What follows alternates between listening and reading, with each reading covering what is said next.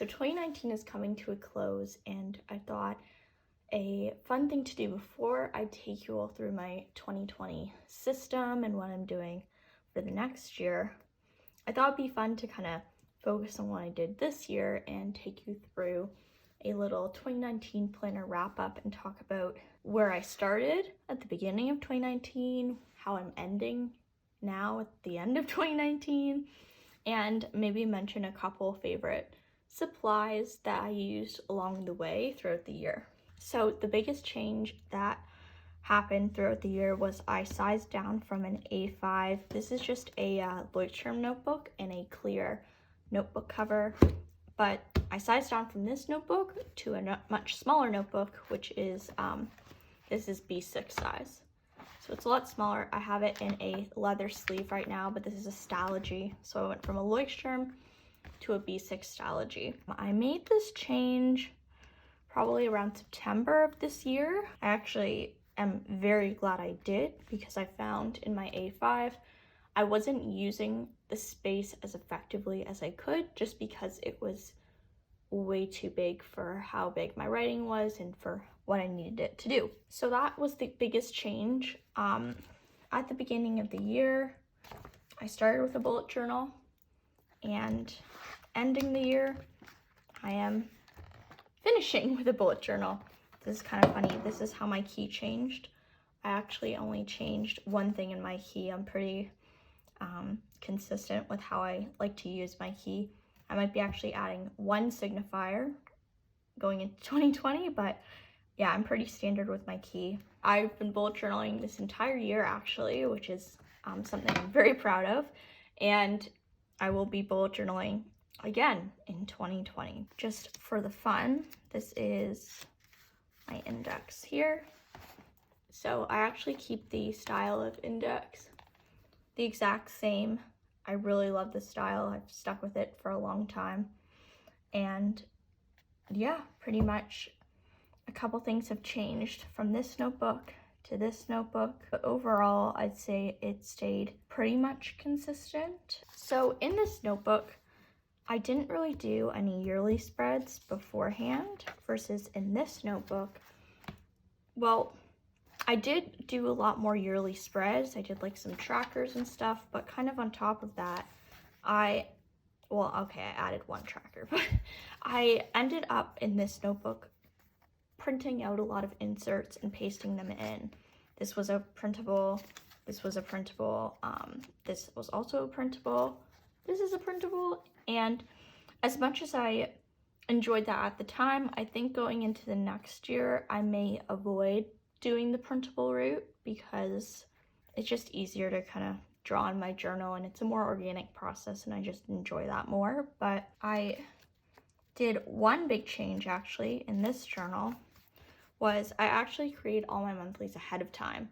So I have monthlies all the way to, I believe, August of 2020 in here, which I pre-set up. And that's very different than this journal, which I very much stuck to the original bullet journal method. I didn't do my monthlies in advance. I did them as they came along when I had a future log. Versus in this journal, because I set up all my monthlies in advance, I didn't really see the need to create a future log, because this was kind of a monthly future log taped into one.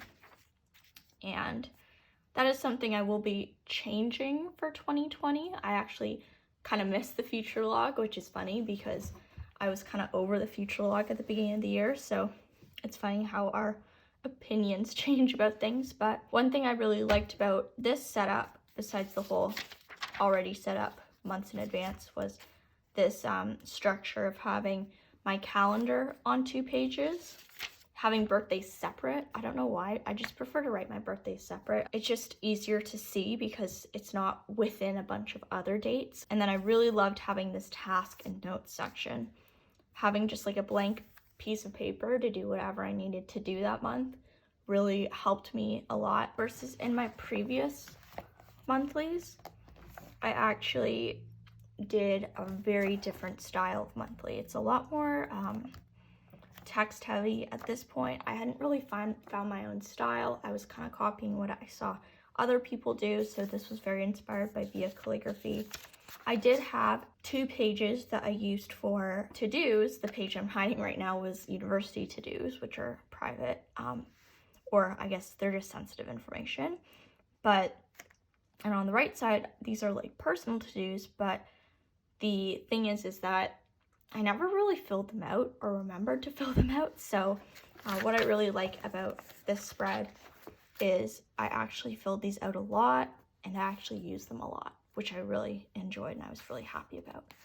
So that was my monthly. And then, yeah, I had these top tabs at the end of the year. I might see if these are actually by the Post-it brand. These are sticky tabs, not sticky tabs, Post-it tabs. I do actually really enjoy these. If I can find the smallest size, I might actually do a similar thing. But right now I'm actually using this type of tab, which is these. And these are great. I use these the entire year throughout both journals. I really like them. I really like the color scheme, and this one is a bit battered right now, but I mean, it's been in there for like 3 months, so that's kind of to be expected.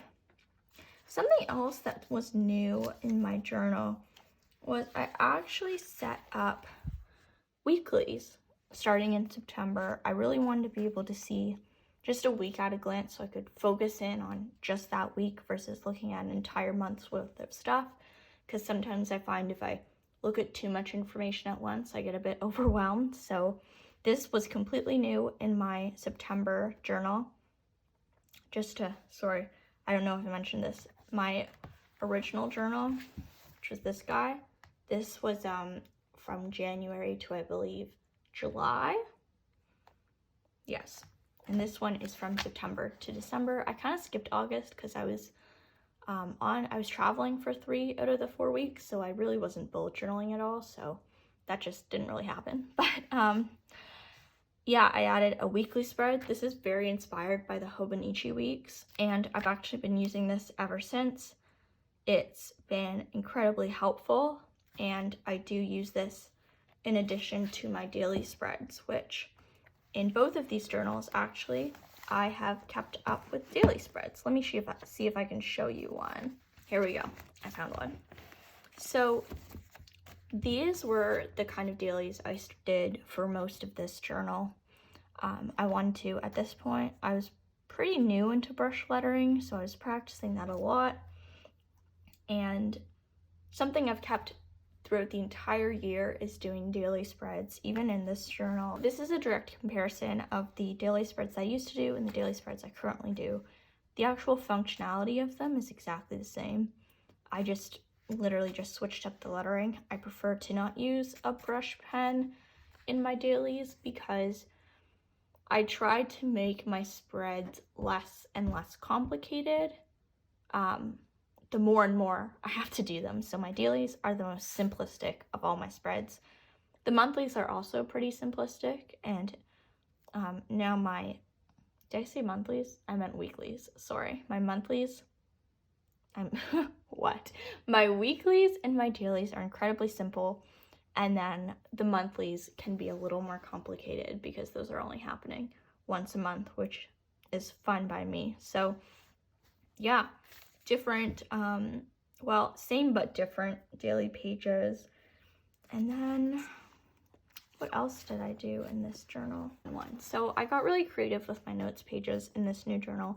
This is actually a spread from a fall capsule wardrobe, which I did in this journal. Here, when I was learning how to code, I did like some just sketching of how I wanted my HTML and CSS to look. Something that's always remained consistent is I really like the planning aspect of bullet journaling, but I'd say I equally, if not more, like the freedom to note take within the daily pages. I'm a big note taker. I like to write down notes a lot. I'm not the kind of person who just has their weekly spreads for the entire month and that's it in their bullet journal.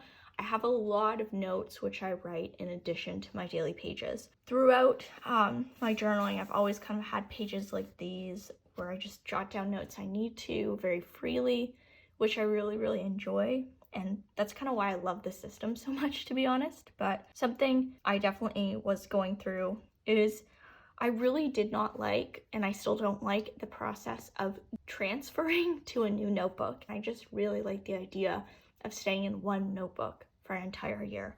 And with the literature, I couldn't really do that because I whipped through 250 pages in like 9 months. So I wasn't ever able to have a full year in one journal. And then as I was using this journal, I started getting to a point where I was almost restricting the amount of pages I used because I was worried I wouldn't be able to get this journal to span across a year. And then I actually did an exercise with myself at the end of this year, around I'd say a week ago, where I averaged the number of pages I used every month. And I was able to figure out that with the Stalogy, which is 368 pages, I believe, I'd be able to fit an entire year's worth of journaling in this notebook. I guess this is kind of going into next year a little bit, but I will be going into a new Stalogy for next year just so I can have my entire year in one notebook, which I am so excited about. I'm so happy. I don't have to transfer notebooks. I won't have to remake spreads. I'm just not about that.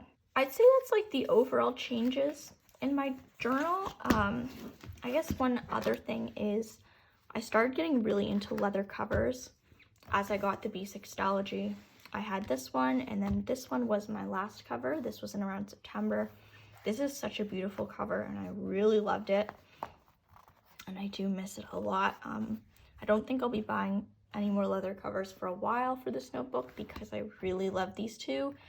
I just I can't bear the thought of buying another one and then not being able to use either of these two, so I think these two are fine for now. A couple pens that I used the entire year that I thought I would mention. I used this one, I think, the entire year. Yeah, probably. These are the Kaweco rollerball pens. They're not the fountain pen, they're the gel pen. This one's in transparent. I also used another one in macchiato, which I really like, but these pens are great, and I love that you can buy refills for them, so I'm not tossing my pen every month. I actually switched in this journal because the Stalogy paper is so very thin. I now use a fine liner instead of this ballpoint. I use this for note-taking because I'm a university student, but I use this in my actual bullet journal. This is great. It does wear down easily, so I might switch to a Pigma Micron. Yikes, a Pigma Micron, but this is another pen I use. And then this is more of a recent acquire favorite, but I got this pack of Tombow dual brush pens for calligraphy, and these are so great. They are amazing. I mean, I did get the hard and soft tip. My hard tip actually was faulty, so I can't really use that right now, but you know, it kind of forced me to use my soft tip, and I realized how much I actually really liked this pen. So this is another pen that I would definitely recommend for bullet journaling. And I mean, this isn't even for bullet journaling. I only really use 2 pens for bullet journaling. The joy of this notebook cover, which is by the brand Sojourner, is I can actually just shove my pens in the front pocket, so it's nice and easy. But of course I have more than 3 pens, so I do use a pencil case, which I keep a bunch of things in.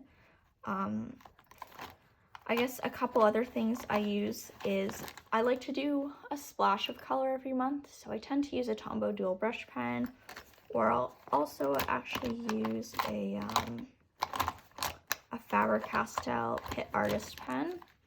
These are just a couple that I have on hand right now. These are really great as well, and I really enjoy these. But anyway, I think that's pretty much it for the planner wrap up. I hope it was helpful and not as rambly as it is now in my head, but I hope you kind of got hopefully a bit of a glance at how my system evolved over the year. And there's definitely going to be a lot of changes that I'm making for next year, so you know, this is not where it's stopping. I'm not doing the same system as I have right now. A lot of things are changing, so I'm really excited to share that with you as well. And I will see you, well, no, I'm definitely putting out a lot more videos before the new year. So I will see you, I guess, next time.